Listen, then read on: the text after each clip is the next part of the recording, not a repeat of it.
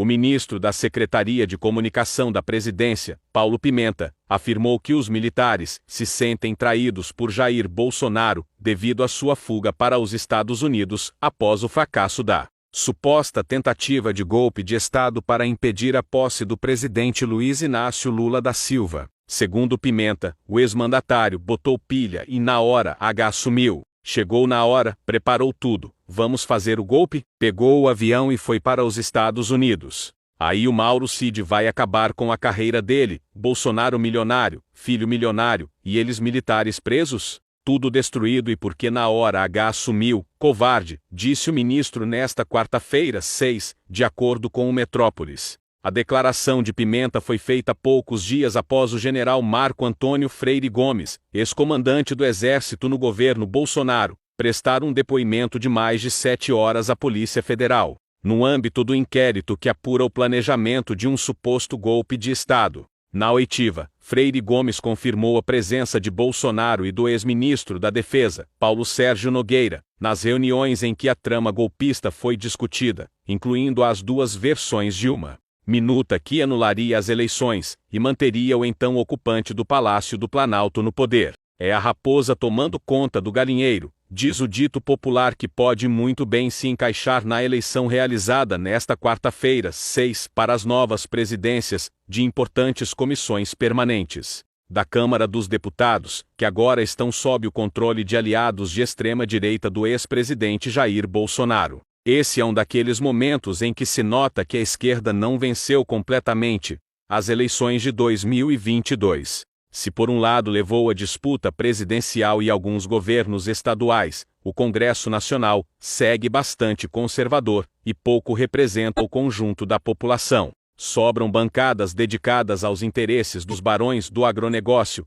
dos altos oficiais das forças de segurança, dos magnatas religiosos e de todo tipo de representante dos poderes econômicos. Faltam bancadas fortes que garantam os direitos dos povos trabalhadores. Algumas das principais comissões permanentes ficarão durante a próxima legislatura, sob o controle do bolsonarismo. Nicolas Ferreira do PL de Minas vai para a Comissão de Educação, Caroline de Toni do PL de Santa Catarina para a importantíssima Comissão de Constituição e Justiça, Pastor Eurico do PL de Pernambuco está na família, e Alberto Fraga do PL de Brasília vai para a Segurança Pública e Combate ao Crime Organizado. Considerado pelo próprio Jair Bolsonaro como um dos dois aliados, o outro é André Mendonça no Supremo Tribunal Federal. O ministro Cássio Nunes Marques decepcionou a claque do ex-presidente em decisão divulgada nesta terça-feira, 5. Marques foi o responsável pela apreciação de um habeas corpus impetrado pelo Instituto Nacional Brasileiro de Desenvolvimento Humano, Sustentável, Social e Polícia, uma ONG bolsonarista que pedia a soltura de todas as pessoas que se encontram presas pelo movimento do dia 8 de janeiro de 2023. No entanto, no inquérito 4.922, que analisa a investigação sobre os atos golpistas, Marques está subordinado ao relator, Alexandre de Moraes. Dessa forma, o ministro considerado aliado por Bolsonaro decidiu contra a libertação dos golpistas, justamente por não ser possível conceder habeas corpus que contraria a decisão de outro ministro da Corte, ou seja, contrariar Alexandre de Moraes. O deputado federal Eduardo Pazuello está descumprindo uma ordem do ministro Alexandre de Moraes, do Supremo Tribunal Federal, que pede que os investigados pela participação nos planos golpistas de Jair Bolsonaro sejam afastados dos seus cargos públicos. O descumprimento é atribuído tanto a Pazuello como à própria liderança do PL na Câmara.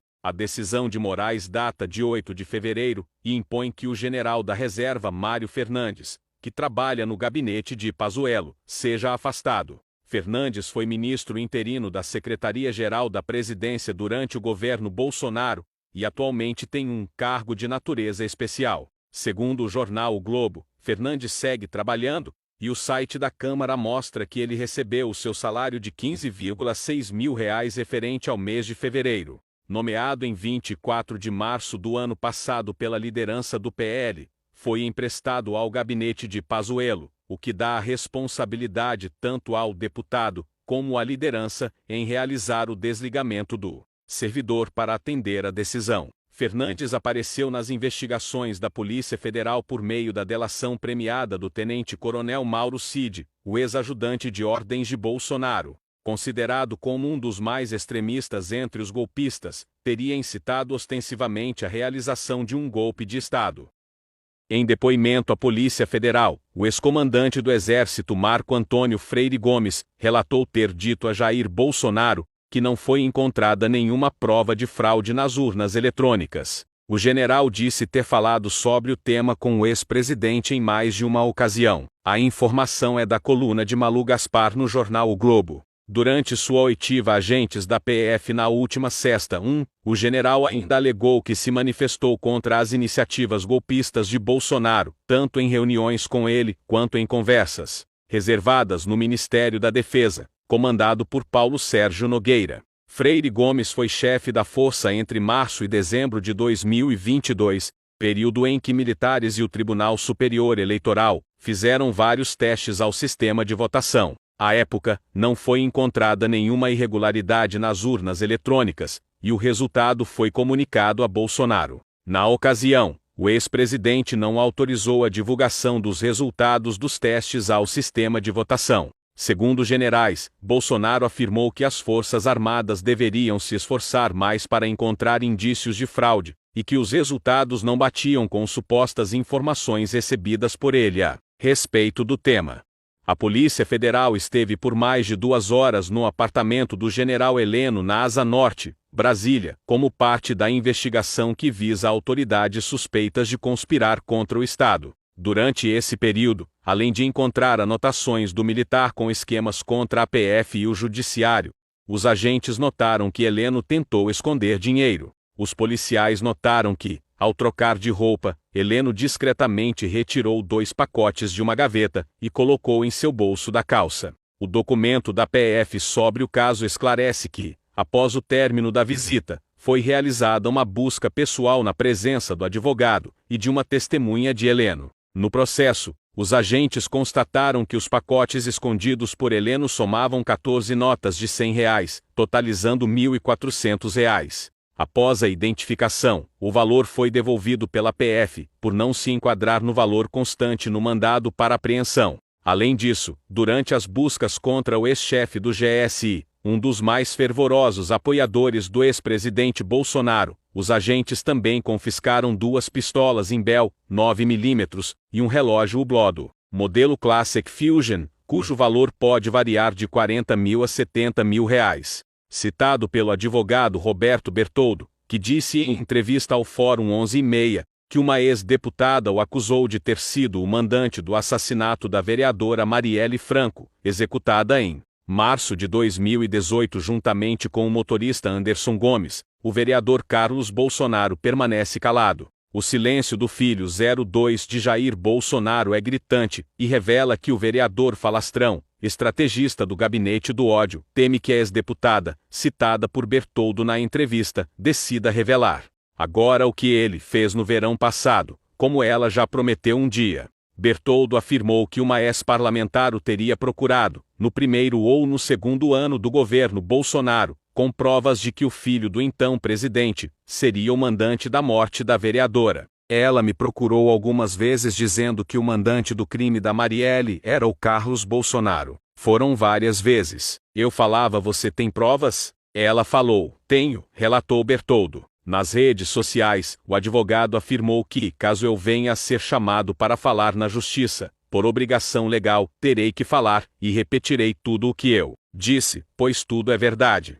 A Polícia Federal já agendou um novo depoimento de Mauro Cid, o ex-assistente pessoal do ex-presidente Jair Bolsonaro. A oitiva está marcada para ocorrer na próxima segunda-feira, 11. Nesse novo interrogatório, Cid será questionado não apenas sobre depoimentos anteriores, mas principalmente sobre o que o ex-comandante do Exército, general Freire Gomes, revelou durante sua oitiva de 8 horas na última sexta-feira. Entre os pontos que serão abordados, está a confirmação feita por Freire Gomes, de que Bolsonaro convocou uma reunião no Palácio da Alvorada em dezembro de 2022. O objetivo, nesta reunião, segundo o militar, era justamente discutir detalhes sobre uma minuta que contemplava a realização de novas eleições e a prisão do ministro Alexandre de Moraes, do Supremo Tribunal Federal. O advogado de Cid, César Bittencourt, segundo informações da coluna de Lauro Jardim no Globo, enfatizou que seu cliente nunca omitiu nenhum fato em sua delação.